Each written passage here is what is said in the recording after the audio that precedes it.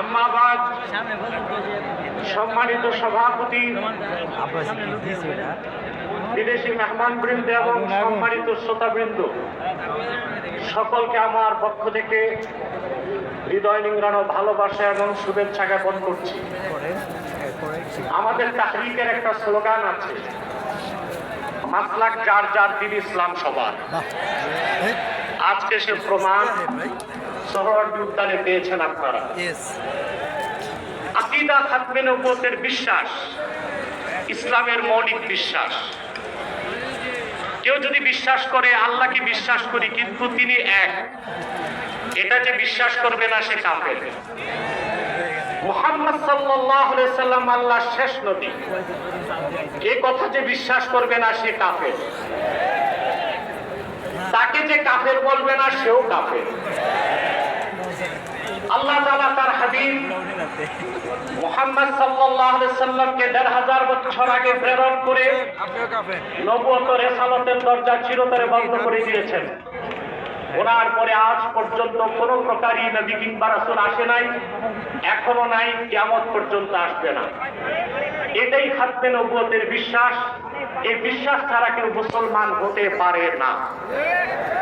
আমাদের দেশে যারা প্রচলিত রাজনীতি করে তারা সেকুলার রাজনীতির দোহাই দিয়ে কাদিয়ানীদেরকে অমুসলিম ঘোষণা করতে চায় না।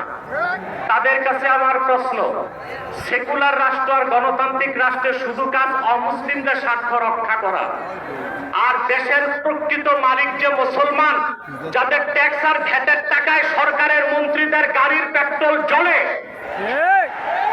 সে মুসলমানদের মৌলিক দাবি আদায় না করা হয়, যে সংবিধানে সেই সংবিধানও মানি না, সনদও মানি না।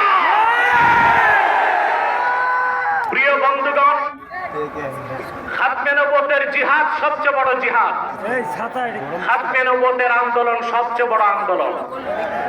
আপনারা আগেও শুনেছেন রাসূলুল্লাহ সাল্লাল্লাহু আলাইহি সাল্লামের জামানায় 10 বছরের যুদ্ধে ইসলামের পক্ষে এবং বিপক্ষে মোট মানুষ নিহত হয়েছিল 1018 জন। আর সিদ্দিক আকবরের জামানায় মুসাইলামাতুল কাজ্জাবের বিরুদ্ধে যে অভিযান হয়েছিল, সেই যুদ্ধে 1000-এর উপর সাহাবী শাহাদাত বরণ করেছিলেন। যুগে যুগে মিথ্যা নবুয়তের দাবিদাররা যখনই এসেছে, উম্মতের মুসলমান তরবারি দিয়ে ফায়সালা করেছে। ইসলাম পরিপূর্ণ হওয়ার হাজার হাজার বছর পরে ইংরেজ আমলে এক শয়তান, ইংরেজদের 5 গোলাম, মির্জা গোলাম শয়তান কাদিয়ানী নবুয়ত দাবি করেছিল। তাকে আমি গোলাম আহমদ বলি না, কাফের কখনো গোলাম আহমদ হতে পারে না। কাজ্জাব কাদিয়ানী ছিল গোলাম শয়তান কাদিয়ানী। 1908 সালে আল্লাহর গজবে সে ধ্বংস হয়ে জাহান্নামের কুকুর হয়েছে। তার অনুসারী কাদিয়ানীরা বাংলাদেশে এখন ব্যাপক উৎপাত করছে। আপনারা জানেন, বর্তমান সরকার দায়িত্ব নেবার পরে বাংলাদেশের বিভিন্ন জায়গায় কাদিয়ানীদের নতুন নতুন আস্তানা গড়ে তোলা হয়েছে। কাদিয়ানীদের আস্তানা পাহারার জন্য সেনাবাহিনী, পুলিশও মোতায়েন করা হয়েছে।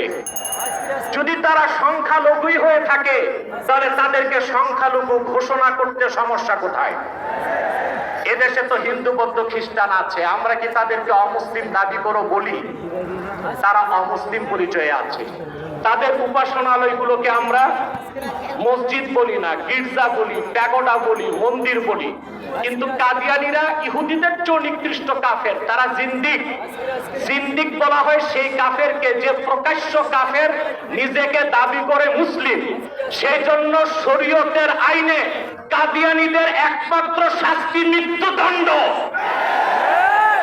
যেহেতু বাংলাদেশ সেকুলার রাষ্ট্র, আমরা ছোট একটা দাবি করেছি, তাদেরকে অমুসলিম ঘোষণা করতে হবে। এই দাবি আপনারা কিভাবে আদায় করবেন? ঐক্যবদ্ধ হয়ে বছরে একটা কর্মসূচি দিলেই হবে না। আমি মনে করি এই ময়দান থেকে কর্মসূচি হওয়া উচিত। কুখ্যাত কাফের কাদিয়ানীদেরকে রাষ্ট্রীয়ভাবে অমুসলিম ঘোষণার দাবি আদায় করবে। হোক বিএনপি, হোক জামাত, যে ঘোষণা দিবে তাকে নির্বাচিত করে বাংলাদেশের ক্ষমতায় পাঠানো হবে। আপনারা রাজনৈতিক দলের নেতৃবৃন্দ ইসলামী রাজনীতির দোহাই দিয়ে যারা আন্দোলন করেন, আপনাদের কর্মসূচিতে কেন ঘোষণা দেন না সংসদে গেলে কাদিয়ানীদের অমুসলিম ঘোষণা করবেন, পশ্চিমারা খেপে যাবে। ভারতের দাবিদারি, যুক্তরাষ্ট্রের দাবিদারি করে কেউ ক্ষমতায় যেতে পারবে না। যদি চায় ক্ষমতায় টিকতেও পারবে না।